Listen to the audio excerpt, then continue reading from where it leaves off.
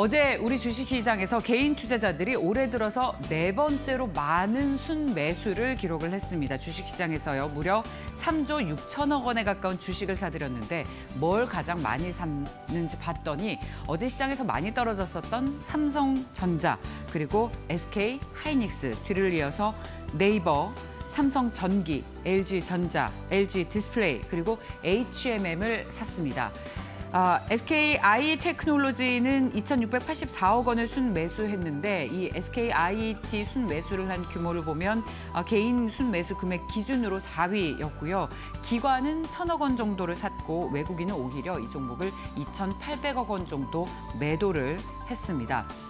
어제 개인 투자자들이 역대 네 번째 많은 규모 올해 들어서 순매수하면서 삼성전자, LG전자 그리고 SK 하이닉스 등을 사들인 것이 앞으로 주가의 호재가 됐으면 좋겠습니다. 자, 신규 취업자 수가 나왔군요. 전년 대비 65만 명 증가해서 7년 만에 최대치를 기록을 했습니다.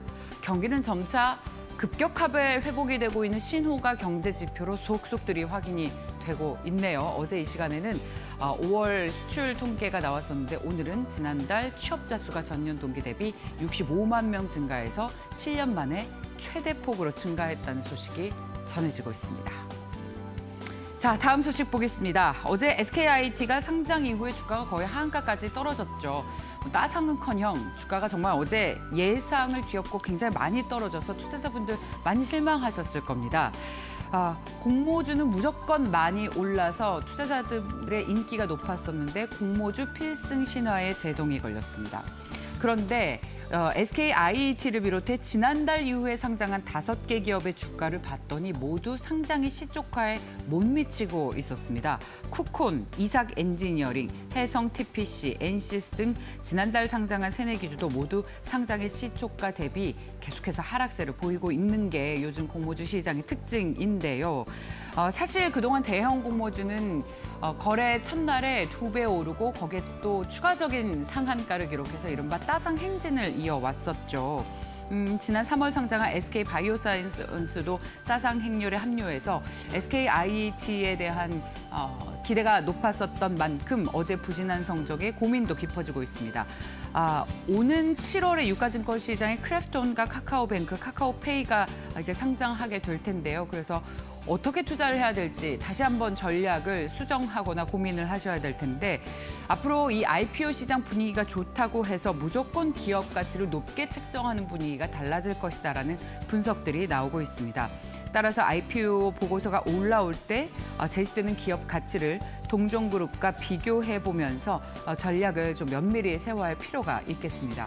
아무래도 시장이 좋으면 IPO 이후의 주가 흐름도 굉장히 좋기 마련인데 요즘에는 그렇지 않다 보니까 이 개별 기업의 가치가 어느 정도인지 따져보고 투자에 임하시는 게 좋겠습니다. 다음은 인도 소식입니다. 인도 코로나19 변이 바이러스가 국제적인 우려다라고 경고하는 목소리가 세계보건기구 WHO를 통해서 나왔습니다. 인도의 평균 확진자 수는 기록적으로 높아지고 있는 거 다 알고 계실 텐데요. 전 세계적으로 보고되는 코로나19로 인한 평균 사망자 중 3명 중 1명이 인도에서 나오는 숫자라고 합니다. 인도에서 처음으로 확인된 변이 바이러스가 이제는 국제적으로 우려하는 변이로 분류가 되고 있다라고 WHO에서 얘기를 하면서 조심하라고 경고하고 있는데 일부 사전 연구보다 이 변이 바이러스가 쉽게 확산이 되는 것으로 나타나면서 조심하라고 이야기를 하고 있는 겁니다. 참고로요, 인도에서는 일부 공장의 경우 확진된 노동자들이 떠나면서 공장의 생산률이 절반 이하로 줄어들고 있다고 합니다. 자, 한미 정상회담이 현지 시각으로 21일 열리죠. 그 전날에 미국에서 제2차 반도체 회의를 엽니다. 올해 초에 삼성전자, TSMC 등을 불러서 미국에서 반도체 투자를 좀 많이 하라고 하는 회의가 열렸었죠. 그런데 거기에 이은 2차 회의가 열립니다. 이번에는 삼성전자, TSMC, 인텔 등 반도체 공급업체뿐만 아니라 반도체 소비업체인 구글, 아마존, 제너럴 모터스도 모두 함께 불렀습니다. 그런데 하필이면 이게 한미 정상회담 전날에 열리는 거여서 삼성전자가 이거를 의식하고 투자 계획을 내놓을 수밖에 없을 것 같다는 업계 관측들이 나오고 있습니다. 그리고 앞서서 TSMC도 이런 미국 정부의 투자를 늘리라는 요구에 화답해서 굉장히 많은 투자 계획을 발표를 했었죠. 요즘 삼성전자의 고민이 깊을 것 같은데 이런 투자 계획 소식이 앞으로 주가에는 호재가 될 것이라는 분석이 많이 나오고 있습니다. 앞서 코로나19 얘기도 드렸었는데요. 코로나19의 진원지로 피폐해졌던 중국이 지금 가장 빠르게 회복을 하면서 GDP 성장률이 역대 최고 수준인 몇 %까지 올랐는지 아십니까? 이런 두 자릿수가 없습니다. 18.3%를 기록해서 GDP 성장률을 역대 최고치를 기록했습니다. 중국 경기가 살아나다 보니까 보복 소비도 대륙급으로 이루어지고 있어서 이 수혜를 또 우리나라가 고스란히 이어받고 있어서 참으로 반가운 소식인데요. 저희 신 소장의 시그널에서도 얘기를 했었는데 FNF의 경우에는요. 디스커버리가 인기 많고 또 MLB 우리가 중국에서 그렇게 인기를 많이 끌고 있다고 하네요. 이에 따라서 FNF의 매출과 영업이익이 특히 이익 같은 경우에는 지난 같은 기간보다 무려 300% 늘었죠. 이랜드 브랜드도 중국에서 인기가 많은데 이키즈, 포인포, 쇼콜라 등 아동 패션 브랜드가 전년 동기 대비 70% 이상의 고성장을 중국에서 보였다라고 합니다. 그리고 사드 이후에 중국에서 한국 화장품 많이 안 팔려서 제가 아는 화장품 업계 관계자들도 굉장히 고생을 많이 하셨는데요. 이제 이것마저도 풀릴 것 같습니다. 아모레파시픽이 중국에서 매출이 굉장히 늘면서 아모레파시픽뿐만 아니라 LG생활건강, 코스맥스도 중국 매출 성장률이 거의 50%에 달해서 이 사드 때문에 한국 화장품 소비하지 않았던 그런 투자 심리가 모두 회복이 된 것 같다는 분석인데요. 화장품뿐만이 아닙니다. 식품업계도 마찬가지입니다. 오리온 초코파이 많이 중국에서 소비가 덜 됐었잖아요. 그런데 이것 역시도 살아나고 있다고 합니다. 그래서 중국 시장에 진출의 가속도를 내는 우리 기업도 많아지고 있는데 그 요가복 브랜드인 잭시믹스 그리고 칸골 브랜드로 유명한 SJ그룹 그리고 중국에서는 프리미엄 베이커리로 자리 잡은 파리바게트도 올해 연말까지 중국에서 50개 이상의 매점을 추가로 출점할 계획이라고 합니다. 우리나라에서 내수주 그리고 소비 관련주들 좋은데 역시 중국의 매출 비중이 높은 그런 상장사를 다시 한번 관심 있게 보실 필요 있겠습니다. 자, 우리나라를 비롯한 중국과 베트남 등 아시아 시장은 골프가 아직은 고급 스포츠로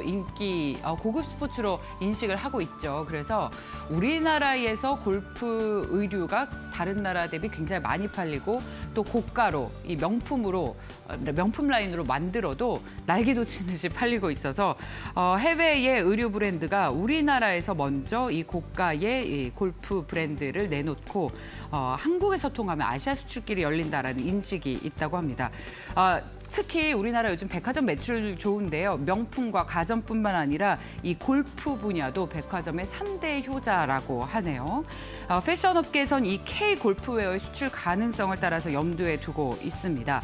상장사로는요. 코엘 패션이 있는데 고가 골프 시장에 뛰어들면서 수출뿐만 아니라 이 해외 시장 모멘텀을 계속해서 염두에 두고 있다고 하니까요. 자, 참고를 하시기 바랍니다. 참고로 골프 코엘 패션은 지난해 매출과 영업이익이 사상 최대 실적을 거두면서 골프복 인기 효과를 톡톡히 누렸습니다. 마지막 소식입니다. 오늘 저희 신 소장의 시그널에서도 이 이슈를 다루게 될 텐데요. 올 초부터 이어진 식료품 가격 인상 릴레이가 5월까지도 이어지고 있습니다. 편의점에서 판매되는 아이스크림과 장류 등의 제품 가격 인상이 계속되고 있는데 그 대상으로는 아만나, 밀키스바, 그다음에 빙그레 캔디바, 쿠앤크바 이런 제품들의 편의점 판매 가격이 약 100원에서 200원 가량 상승했는데 이게 빙그레 제품인데요. 빙그레에서는 제조 납품 단가를 전체적으로 올린 건 아니고 이 편의점 쪽에서 판매 가격을 올렸다라고 합니다. 여기에 대해서 GS 리테일은 해당 제품 아이스크림 가격이 오른 것은 맞다. 그리고 아이스크림 가격이 워낙 낮게 책정이 됐었기 때문에 일부 조정됐다라고 얘기하고 있습니다. 요즘 편의점 매출이 좋아서 주가도 화답하고 있는 것과 무관하지 않을 것 같습니다. 오늘도 굉장히 길게 오전 브리핑을 했네요. 요즘 주요 이슈들 중에서 내수 관련 뉴스가 점차 눈에 띄게 늘어나고 있습니다. 자, 증권사에서는 어떤 이슈에 주목하고 있을까요? 유안타증권 분당지점의 백인범 과장과 함께하겠습니다. 과장님 안녕하십니까? 네, 안녕하십니까? 네, 오늘 주목하고 있는 이슈는 무엇입니까? 네, 최근 시장에 대해서 봤을 때 인플레이션에 대한 우려감과 기대감이 좀 상존하고 있다는 점에서 인플레이션 관련 이슈를 좀 다시 한번 점검을 해보시면 좋을 것 같고요.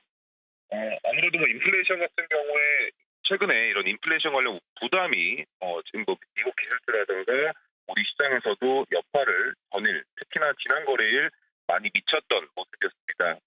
아직까지 이러한 여파가 오늘도 좀 이어질 여지도 좀 있다라는 점에서 당분간 기술주에 대한 부담감은 지속이 될 가능성이 있다라는 점 염두를 해보시면 좋을 것 같고요.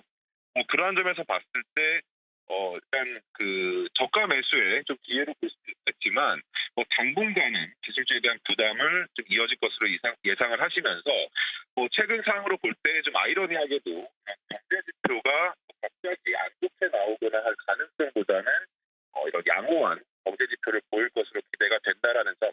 거기에 따른 인플레이션 부담감은 오히려 이런 시클리컬 업종이라든가 대표적인 경기 민감주에 대한 관심으로 이어질 가능성이 있다는 점에서 대표적인 업종이죠. 철강, 보선, 화학, 건설 업종 등에 대한 관심은 좀 부담스럽더라도 계속적으로 이어나가시다라는 말씀을 좀 드리고 싶습니다.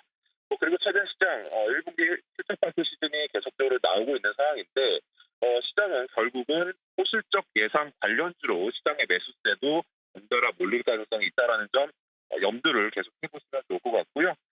일단 앞서도 의류업종 말씀을 해주셨지만 최근에 이런 경제 지표의 호조세로 소비주들에 대한 관심이 이어지고 있는 상황입니다. 정상화에 대한 관심이 이어질 가능성이 높다라는 점에서 지난 거래일 강세를 보였고 최근에도 상대적으로 양호한 주가 흐름을 보이고 있는 의류 업종에 대한 관심 좀 이어나가시면 좋지 않을까라고 생각을 하고 있고요. 미국 소비와 관련이 좀 높은 업종으로 꼽혀지고 있는데 의류 업종 같은 경우 이런 대표격 업체들 외에도 신세계 인터내셔널, 한섬, 한세실업, SA 그룹 등 이런 주가 강세도 계속적으로 눈여겨보시면서 의류 업종에 대한 관심도 이어나가시면 좋겠다 말씀드리겠습니다. 네, 알겠습니다. 말씀 잘 들었습니다. 과장님 고맙습니다. 네, 감사합니다. 네.